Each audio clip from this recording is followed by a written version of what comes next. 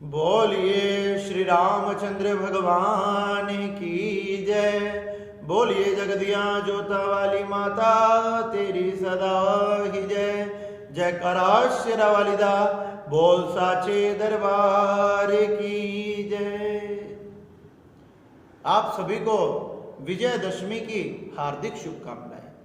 आश्विन मास के शुक्ल पक्ष की 10वीं तिथि को विजयदशमी बनाई जाती है, जिसे हम विजयदशमी तथा दशहरे के नाम से जानते हैं।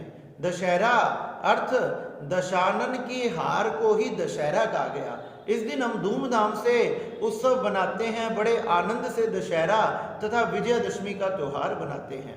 बताया जाता है कि 4 वर्ण होते हैं, ब्राह्मण, वैश्य, क्षत्रिय तथा शूद्र।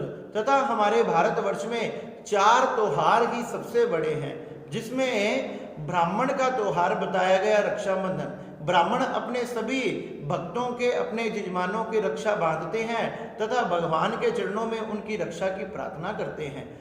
उसमें फिर क्षत्रियों का त्योहार दशहरा बताया गया। क्षत्रिय इस दिन अपने शस्त्र पूजन करते हैं, जिससे उनमें शस्त्रों में नाना प्रकार की, अनेक प्रकार की शक्तियां आती है। वेश्यों का त्योहार दीपावली बताया गया, जिसमें सभी वेश्य माँ लक्ष्मी की पूजा करते हैं ताकि उनकी व्यापार में वृद्धि हो सके। चौथा वर्ण शूद्रों का वर्ण होली का तथा रंग से बनाया जाने वाला त्योहार बताया गया। इस प्रकार से 4 वर्णों के 4 त्योहार बताए गए। ब्राह्मण का रक्षाबंधन, क्षत्रिय का दशहरा, वैश्य का दिवाली तथा शूद्रों का होली। इस प्रकार से हमारे भारतवर्ष में सभी त्योहार बड़े मिलकर बनाए जाते हैं। और ये विजयदशमी, जिसे हम दशहरे के नाम से जानते हैं, इस मास में आश्विन मास के शुक्ल पक्ष के 10वीं के दिन ही माँ दुर्गा ने महिषासुर का वध किया था, जिससे वह महिषासुर मर्दनी कहलाई थी। माता ने इसी तिथि पर अपने शत्रुओं पर विजय प्राप्त करके अपने भक्तों की रक्षा की थी तथा सभी देवी देवताओं को भय से मुक्त किया था। श्री रामचंद्र जी को जब वनवास हो गया और रावण उनकी सीता को हरकर ले गया, हनुमान जी ने पता लगाया कि सीता माँ रावण की अशोक वाटिका में है। जब राम ने विचार किया कि हमने लंका पर चढ़ाई करनी चाहिए, उन्होंने लंका पर चढ़ाई प्रारंभ कर दी तथा लंका पर चढ़ाई प्रारंभ करी तो रावण के साथ उनका घनघोर युद्ध हुआ। बड़ा ही भयंकर युद्ध हुआ। बड़े से बड़े दैत्य, दानव आदि मारे गए। रावण के पुत्र, परपौत्र आदि सब मारे गए। अंत में रावण जब युद्ध करने आया, जब भगवान श्री रामचंद्र जी, उस दिन आश्विन मास के शुक्ल पक्ष की 10वीं का दिन था, भगवान श्री रामचंद्र जी ने सबसे पहले स्नान आदि करके, नित्य क्रिया करके माँ परम्बा जगदम्बा को याद किया, जगत जननी को याद किया कि हे जगदम्बा, हे परम्बा, हे महिषासुर मर्दनी, आपने दैत्य का नाश करके समस्त पृथ्वी को, समस्त देवताओं को भय का मुक्त किया था।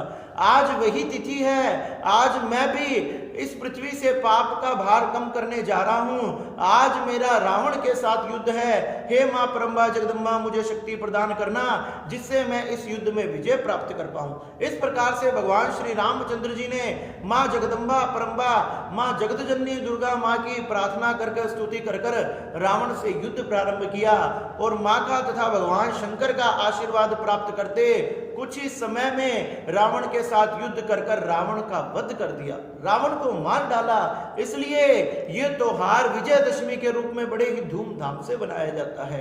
भगवान श्री रामचंद्र जी ने बुराई पर अच्छाई की विजय कराई, पाप पर पुण्यों की विजय कराई तथा समस्त पृथ्वी का पाप धो दिया। इस प्रकार से इस दिन हमारे शस्त्रों की पूजा की जाती है।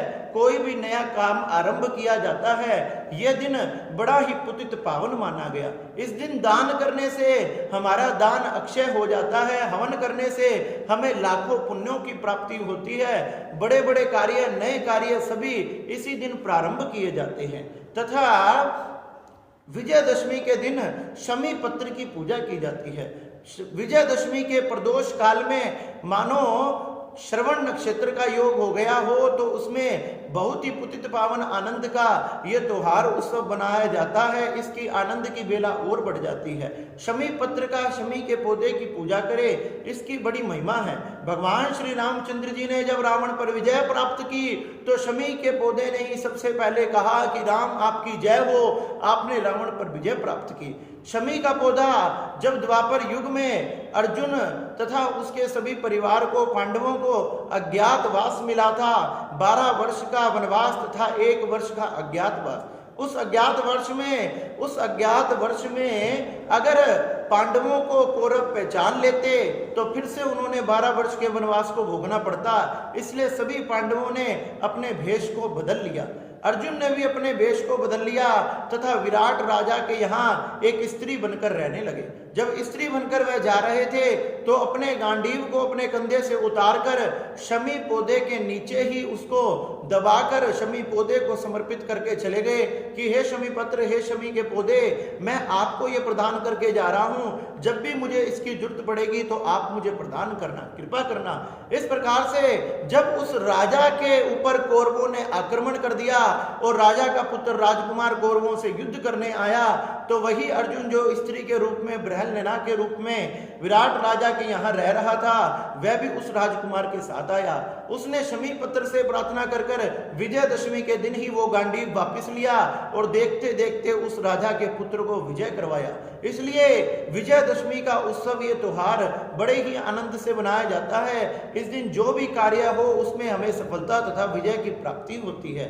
कहने लगे इस दिन जो भी माताएं बहनें हैं अपने पति के, अपने पुत्र के, अपने भाई बंधु के, सबके विजय का तिलक करें ताकि उनके नौकरी में, व्यापार में, हर स्थान पर उन्हें विजय प्राप्त हो तथा उनको अत्यंत सौभाग्य की प्राप्ति हो, क्योंकि तिलक करने से उसके भाग्य की रेखाएं बदल जाती है, उसका भाग्य बदल जाता है, भगवान उस पर कृपा करते हैं। इस प्रकार से विजयदशमी को शस्त्रों का पूजन, नए का कार्य का आरंभ करना तथा रावण का वध होना, अर्जुन का भी विजय प्राप्त करना, इसलिए दशहरा का त्योहार सभी व्यक्ति बड़े धूमधाम से बनाते हैं। इस दिन भगवान श्री रामचंद्र जी की, माता जगत जननी की, भगवान श्री नारायण की पूजा की जाती है। इनसे भगवान प्रसन्न होकर उसके घर पर किसी भी प्रकार की कोई पीड़ा, संकट आदि नहीं आने देते, उसके घर में सारे कार्य बड़े मंगल होते हैं। इस प्रकार से हमने धूमधाम से भगवान का पूजन करते हुए, भगवान के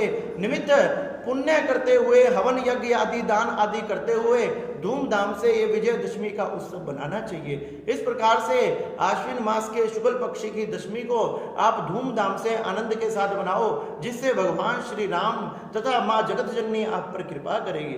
बोले जगदिया जोता वाली माता तेरी सदा ही जय। बोले श्री रामचंद्र भगवान की जय।